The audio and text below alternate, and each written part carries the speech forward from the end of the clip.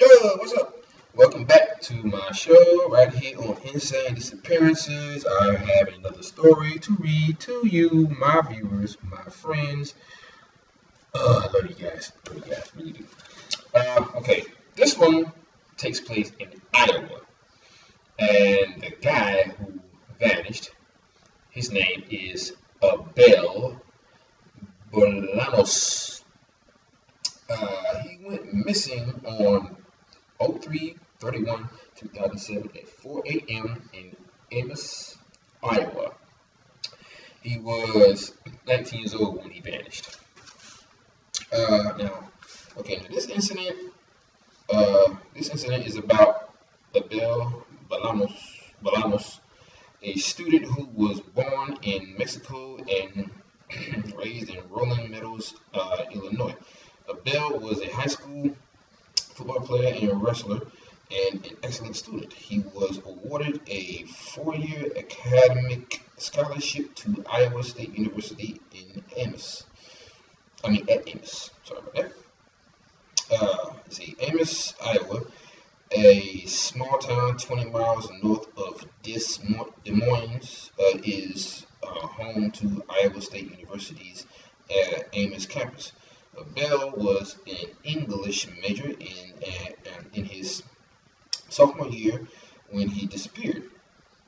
One of the true tests of a college student's ability to thrive after school is how they manage their schedule while at the institution.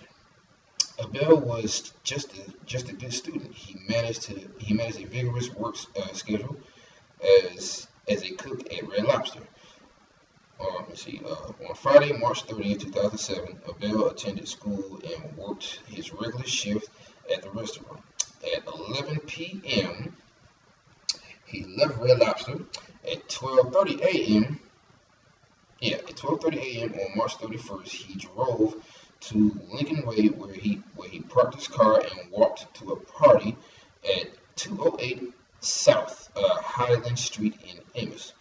From every account, Abel enjoyed the party and drank a lot of alcohol. The following times supplied by various eyewitnesses conflict with his university card access. The police state that the contradictions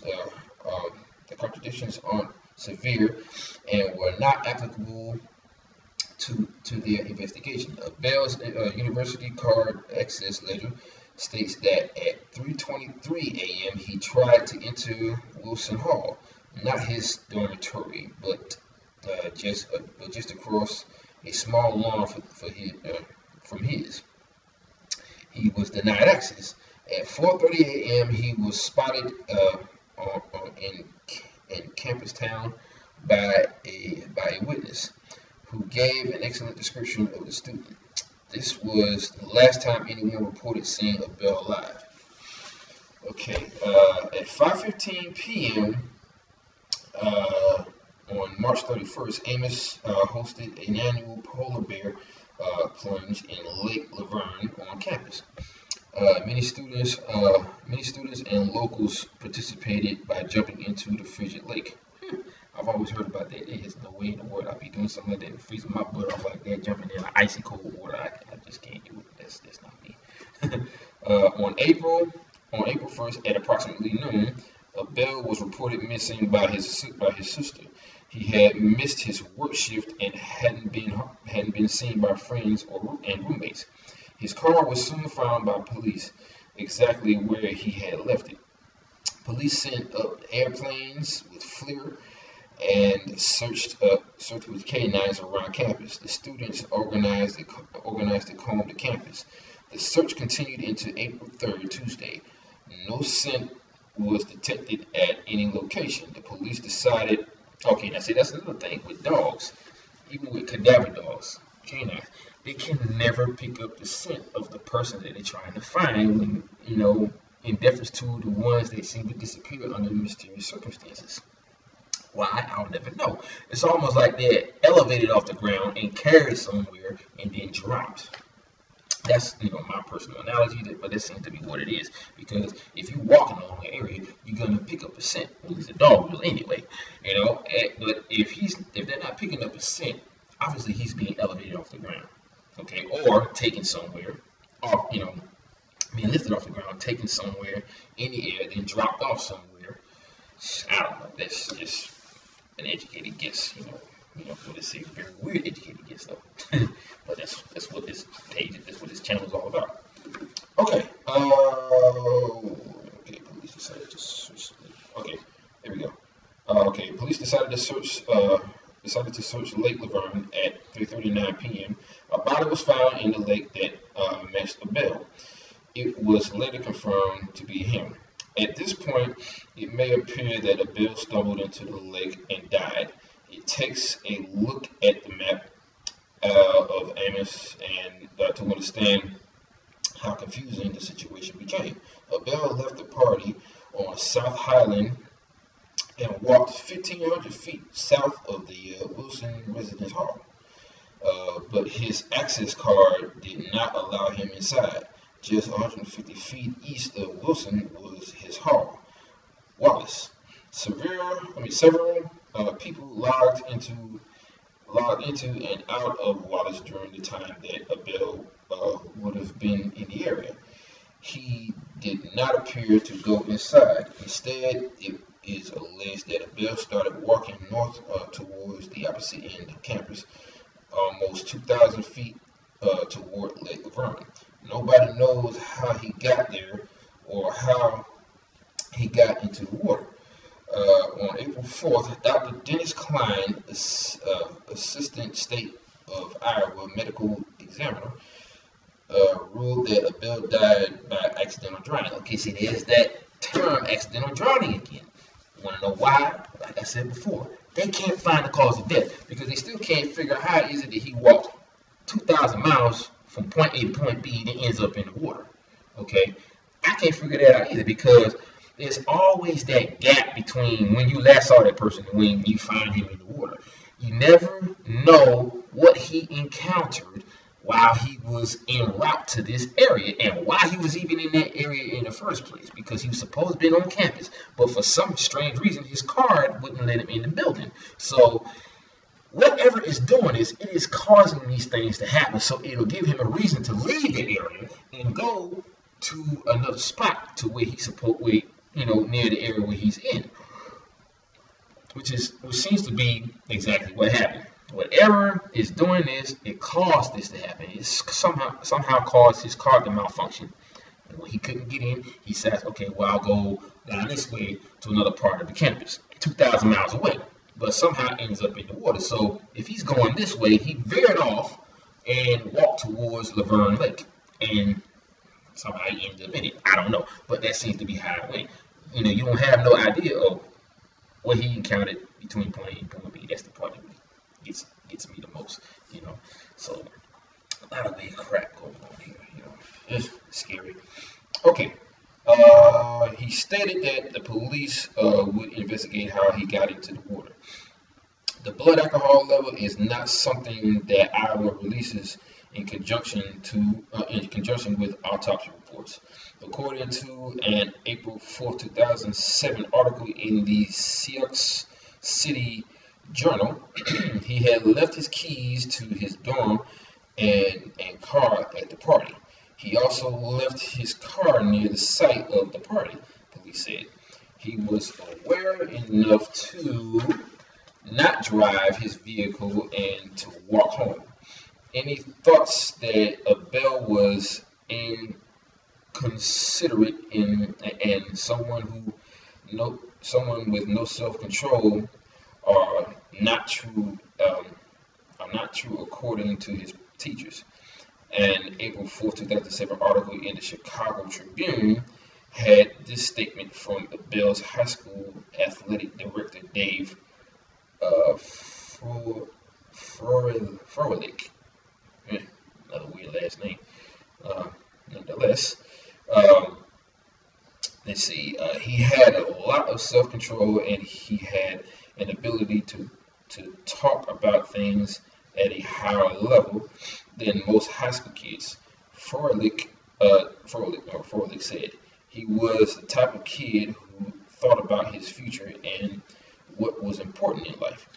I will flatly say that the facts surrounding Abel's death make zero sense. He was last seen in the immediate area of his dormitory, yet he doesn't go in. He somehow vanishes from his living area, a location where he's lived and walked for 2 years. He somehow started traveling north, crosses a major thoroughfare, and ends up in water on the other side of the campus. An April 6th article in the Iowa State Daily summarizes this case succinctly. Many of the facts surrounding the death of Abel Balanos, that's what the N, not the M, Balanos, remains a mystery and may always remain a mystery. Yeah, that is insanely weird because he's at a party. He's having fun. He's drinking a lot, and he decides to leave. He knew he couldn't drive, so he left his car at that certain spot. He walks back to his campus, but for some reason, his card wouldn't work. So he had to go 2,000 miles away from where he was at in the first place, towards Lake Laverne. Now, nobody knows how he even got there in the first place or why he was even there, okay? But obviously, he had to get into the dorm somehow by going on the other side of the campus. And we're talking about a campus. That means it was huge, okay? So he was supposed to be going from point A to point B, but somehow he veered off and ended up towards the lake and fell in the lake. How he fell in the lake, I don't know. He was already drunk, but he wasn't, well, I won't say he was drunk. He was probably somewhere between tipsy and a little drunk, but he was coherent enough to know not to drive. Okay, now I've gotten that way sometimes too. I drink about maybe 2 or 3 beers, but I'm still sober enough to know that I'm not going to be driving. I'm going to fall asleep at this place and wake up the next morning.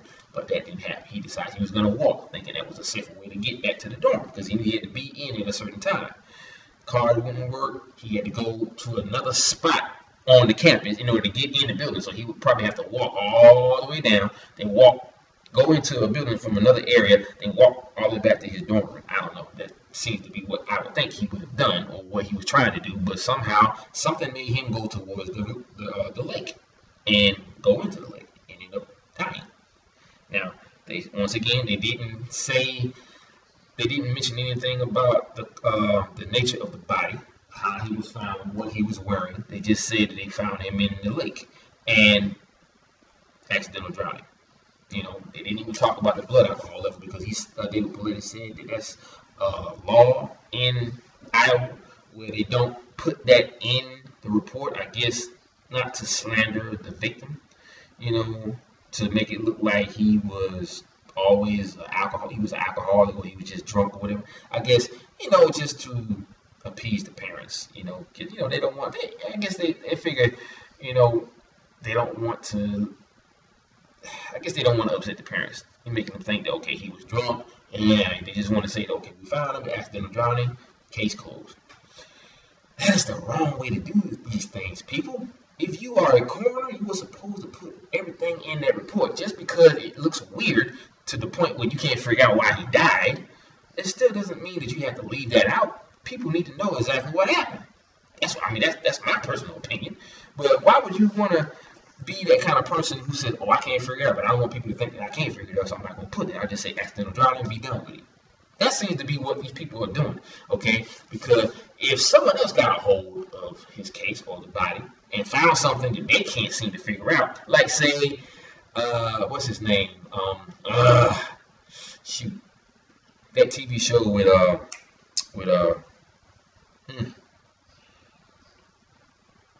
Rosewood. That TV show Rosewood, because the guy is a pathologist.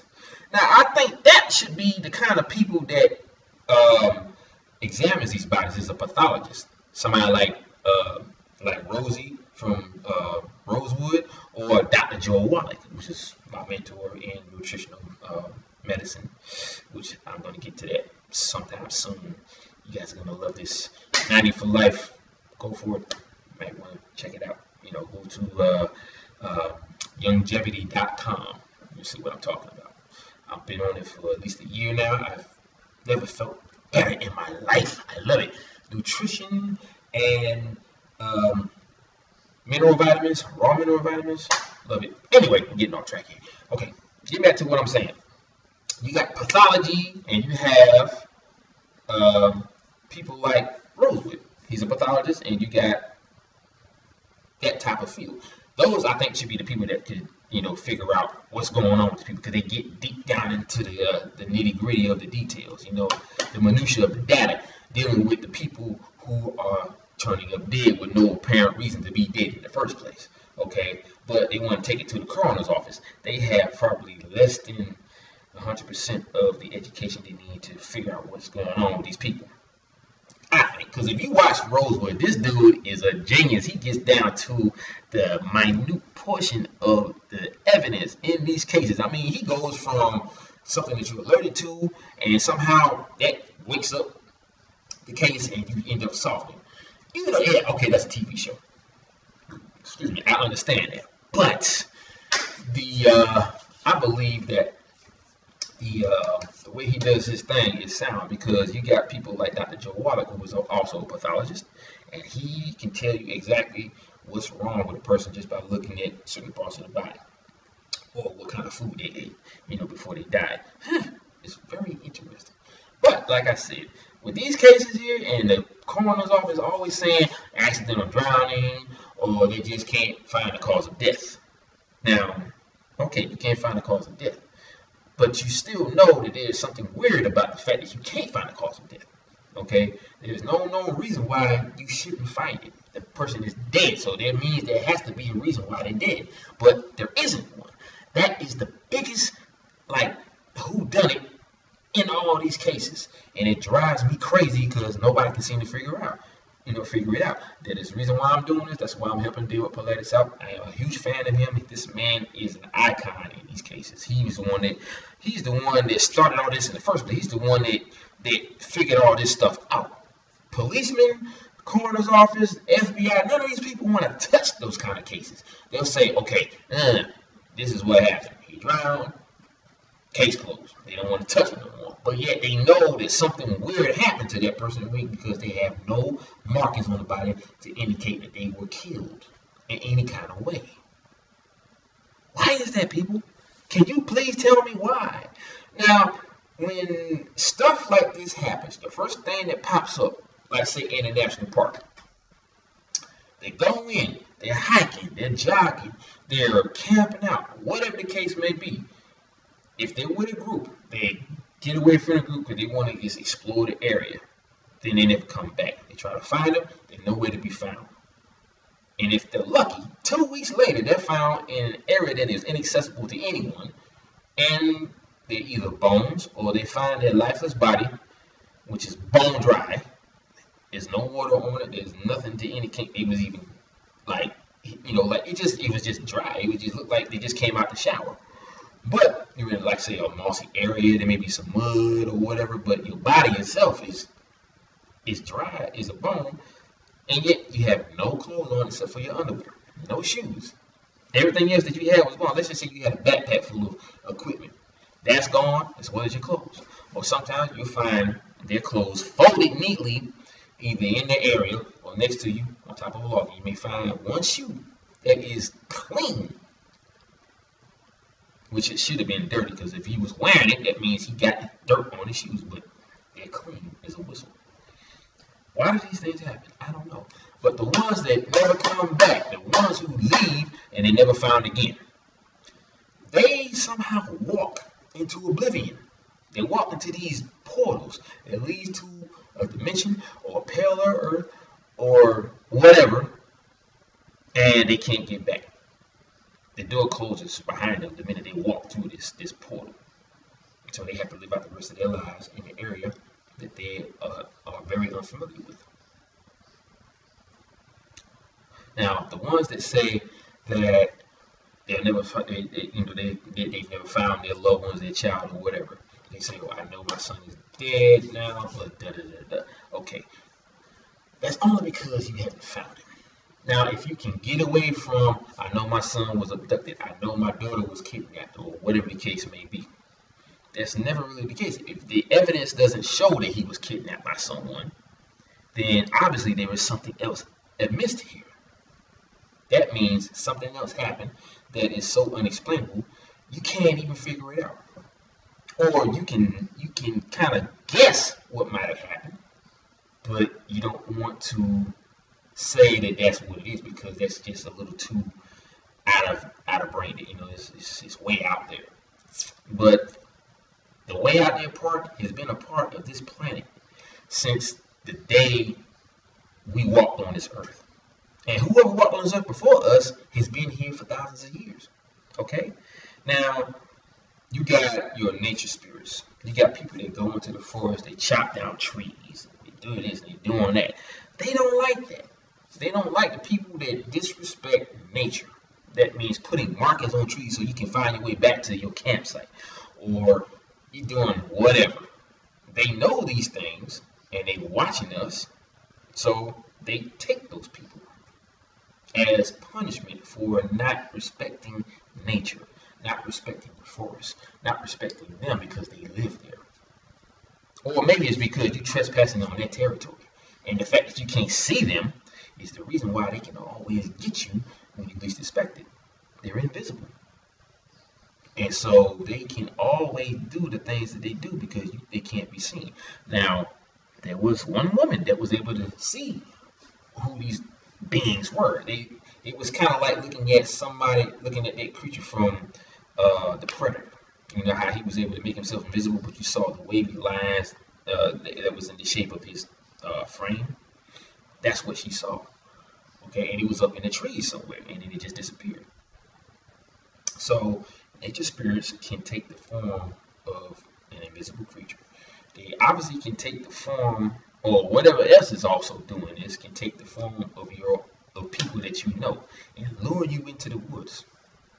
Okay, now like Kim Star 66 and what happened to her father, where he was running into the bush after his little girl, her sister. Now, he's thinking that this little girl is his daughter because she was wearing the same raincoat that she always wore. A pink one, very bright, so you can see it from a mile away. He's watching his daughter running into the woods and giggling like she's out there having fun, running from her father. She thinks that they're playing or whatever. But in the back of his mind, he don't realize that whatever that thing is luring him into the woods so he can take him. But his mind was evolved to realize that something is not right. She's too fast. I'm going to have to go get some help so we can go find her. Because he had to leave her because he couldn't catch up to her. All he saw was pink running through the trees. That's all he could see. He couldn't see her. All he saw was a pink like color running through all the bush, and to the point where she was out of sight. So he had to go find help. So he's running back to the house. He sees his daughter getting out of the car. Now, the whole point is something out there is luring these people into the woods in all kinds of ways. You're hearing people calling out for help, and you try to follow it. Then all of a sudden you disappear in the process. Okay? Then you have people who are leaving their car at some point, at some point of where they were, and they are walking. They call their parents or they call 911, but the call only lasts for a second. Or you may be lucky enough to hear them say, "Oh shit," and then the call goes dead instantly. So it's almost like they didn't want them to get on the phone to tell someone that they saw something. So the only thing you hear is them seeing what they saw, but they don't ever call out what they saw. Like this one story about that Davis Politis talked about on Coast to Coast AM, where he said that one person who was calling, his girlfriend, said that, "Oh my God, where are you?" And then all of a sudden, there was one story about a person who called home, or what they called their girlfriend, and said all you could see, or all you could hear was the rush of air, like as if they were being rushed up into the air at top speed. So, and then there was one where someone was trying to call someone, but all you could hear was them being, like you could hear their voice just like kind of getting lower and lower, like they were being dragged away, or they were moving away from the phone. So they would say, "Help me," and then After that, nothing. So it's just so many weird things. So obviously something is out there taking these people. It's not a human. Okay? Let's get that out of the equation right now. It is not human, whatever this is. Because no human I know, no criminal, can create a crime with 100% accuracy. That has never been done, ever. I have never seen it. So, for someone that can do that for hundreds of years, every single time, and never leave no evidence whatsoever, I'm talking about footprints, fingerprints, markers on the body that indicate that you killed that person. That is beyond what people should be thinking right now. You should get away from logical thinking and thinking it's some serial killer or some pedophile or whoever else would be in the park doing these things. It is not a human that's doing it. And even if it is, that human is not from this planet or not from this earth. He is from a parallel earth or another dimension. I can tell you this right now. You may think I'm crazy for saying this, but it is what it is. The evidence is telling you that something is weird. Something is so weird that it goes beyond human consumption. I'm telling you right now, it is not human. Okay? You got creatures who seem to pop up in these stories all the time where they say they saw something. Or it sounds like it could have been a creature. Like when a person is being eaten and the only thing left is a tiny little bones, like a tibia bone, or the top of what's that little boy's the cranium from that little boy's body. It's the only thing they found. Jared Atadero. Okay? What animal do you know can do that? Animals do not devour a body like that. They don't even devour other animals. They chew at it, and other animals chew at it until it's gone. Or sometimes the bugs get at it and they get rid of it piece by piece, and the next thing on it is left is bones. Bugs, ants, worms, whatever the case may be, buzzards, all these things, they all come at the body all at one time, and they take it piece by piece until there's nothing left. But for an animal to do that, and to just chew on it until there's nothing left, and then the bones are eaten along with the meat, that is unheard of by any animal whatsoever. That does not happen. So whatever kind of creature can do that, it can take the body, let's just say it's some huge creature that can lift up the body, place it, the whole body in its mouth, and bite down until there's nothing else left but a tiny piece of bone. Or they chew it and then spit out one bone. Everything else is just gobbled up.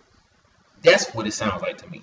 When you find a person, when you hear about a person disappeared in the national park, and when they find it everywhere, you think they could have been in, they probably found their knapsack sitting there, but they saw just tiny little bones scattered everywhere. You know good way they know animal does that. A mountain lion can't do that. A bear can't do that. Because when they look at the scat from the animal, there's never any human remains in the scat. Not even fabric from the clothes that they were wearing, because they don't eat clothes. If they see that it's not food, they're going to spit it out anyway. Okay? So, let's get all this stuff out of the way. Humans, animals, nada.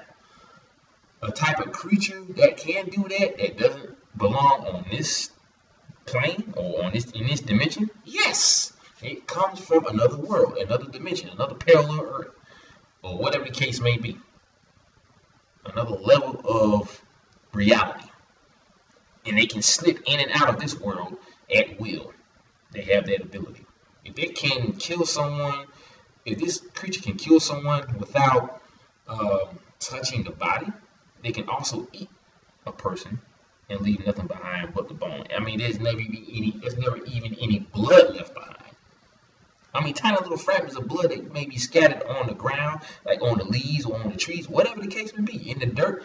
That is never the case in any of these cases. When someone is found, the only thing they find is their remains, and when they find the remains, you get a tiny little bone fragment. Spiky bones, or just a chunk of bone, a tibia, a piece of your ankle, or bones that's still in the socks, or even just the top of your cranium, like Jared Atadero. That's the only thing that was left of him. What human do you know can do something like that?